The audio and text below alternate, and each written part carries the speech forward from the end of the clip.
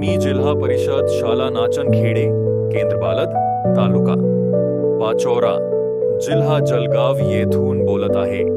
आज मी आमच्या वृक्षारोपण हरित उद्याची पायरी या कल्पनेबद्दल सांगणार आहे.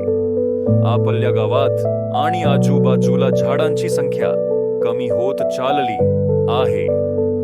त्यामुळे उष्णता वाढत आहे, हवा प्रदूषित होते आणि पक्ष्यांचे निवासस्थानही कमी होत आहे.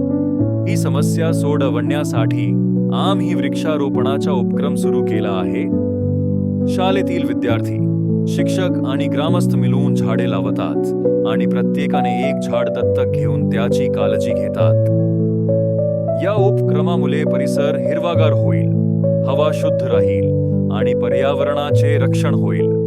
आपण सगळे मिळून एक विद्यार्थी एक झाड हे स्वप्न पूर्ण करूया. धन्यवाद. चला झाडे लावूया आणि हरित भवितव्य घडवूया.